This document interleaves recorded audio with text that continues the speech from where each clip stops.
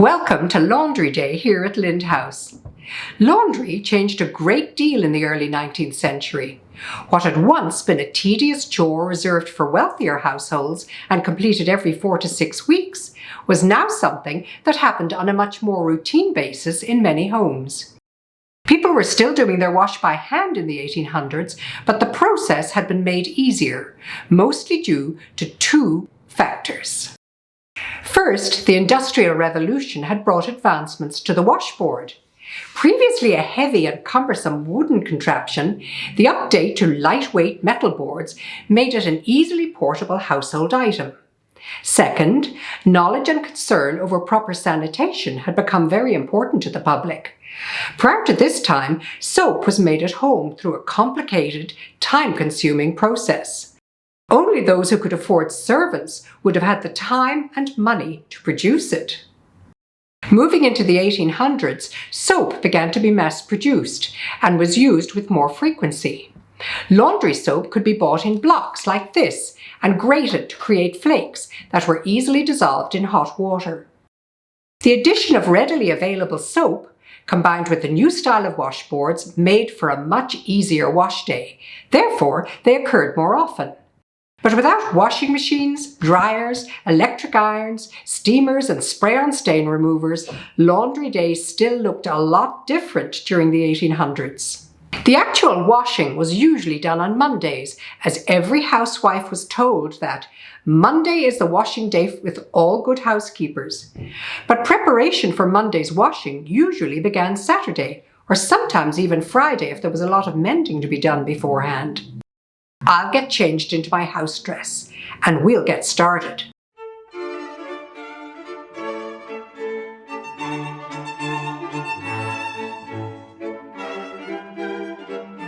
On Saturdays, clothing and linens were gathered and sorted, and any mending that was needed was completed that day. On Sunday, items were put to soak in warm water with a little soap and soda or lye. Each piece would need to be set and pushed down in the large tub one at a time.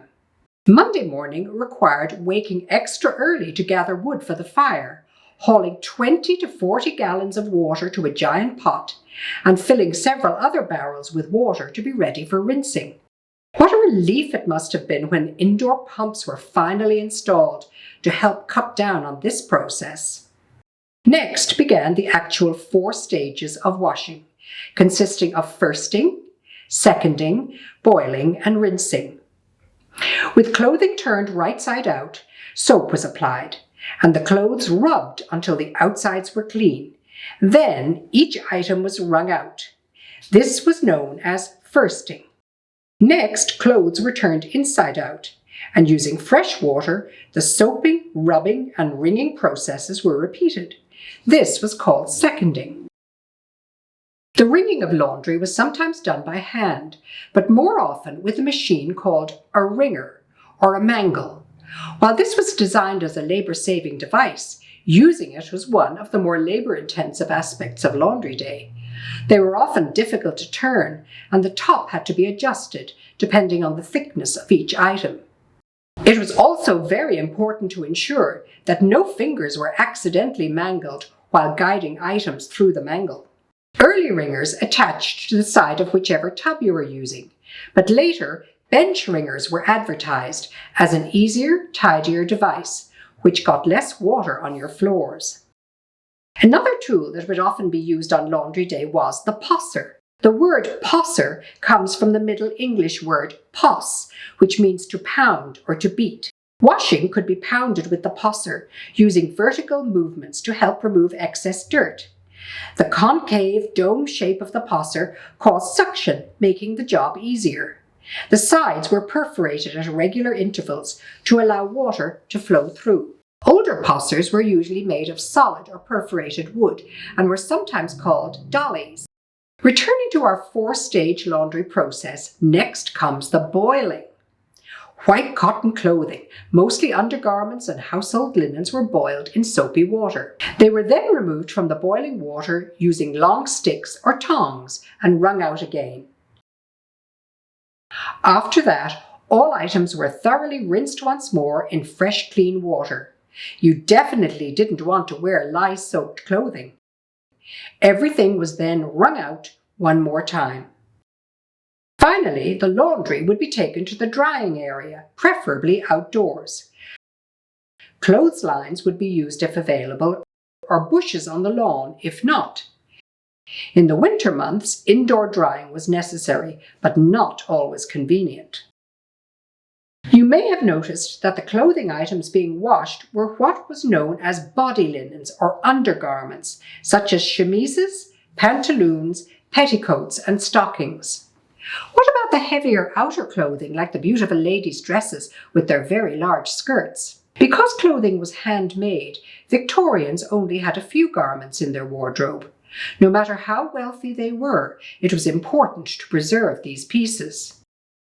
Truth be told, most outer clothing couldn't be washed with the usual harsh processes, and would therefore have only received a good brushing, some spot treatment, or a quick scrub in problem areas. While the layers of inner linens sometimes helped to protect the more delicate outer clothing from sweat, body oils, and general griminess, it must also be noted that certain odors were just more accepted and expected at that time. A variety of treatments for stains was advertised in household handbooks, women's magazines, and newspaper columns. Some of the most common and the most surprising included kerosene for blood and stewed rhubarb for rust. Chalk was used to absorb grease marks.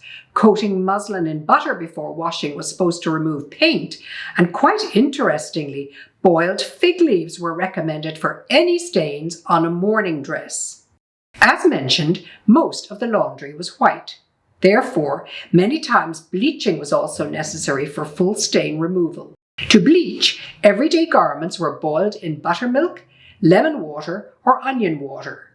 Once washed, wrung, boiled, and wrung again, the clothing would be put in the sun to dry, and to receive the bleaching effects of sunlight.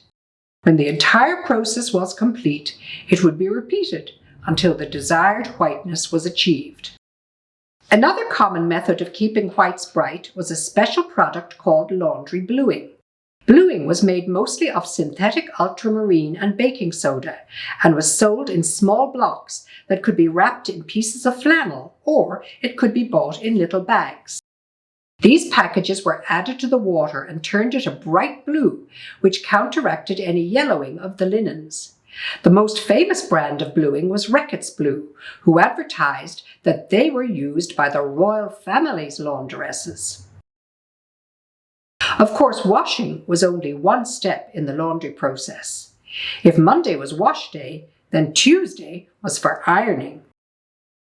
19th century ironing was a miserable, hot, and sometimes dangerous job that took all day. A typical household sad iron or flat iron weighed anywhere from 5 to 10 pounds and had to be heated on a stove. At least 2 of these irons were used at a time, with one heating up while the other cooled down as it was employed. The irons had to be kept scrupulously clean, so no marks were set into the freshly cleaned linens. Another popular style was the charcoal iron or box iron, which utilized heated charcoal in a reservoir to keep it warm. Of course, the whole thing, handle included, would become extremely hot, so it was necessary to use a thick rag or pad to hold the iron. In 1870, a 19-year-old American girl named Mary Florence Potts invented, patented, and marketed an iron that had a detachable walnut handle lined with non-conducting cement, which one took off while the iron was heating on the stove. Mrs. Potts' cold-handle sad iron was revolutionary, as there was no fear of accidental burning if the laundress forgot her holder. With ironing often came the additional task of starching. Any garments which needed to hold their shape would need to be treated with starch before the ironing could begin. Starch could be purchased at the store or made at home. The Beaton's Book of Household Management and other similar publications all included starch recipes, calling for ingredients that are not readily available today, such as stearine and gum arabic. The starching process began with soaking the freshly laundered items in the starch mixture for a few minutes. The starch could then be worked into the fabric with your fingers, ensuring there were no lumps. The starched pieces were then dried overnight on a flat surface.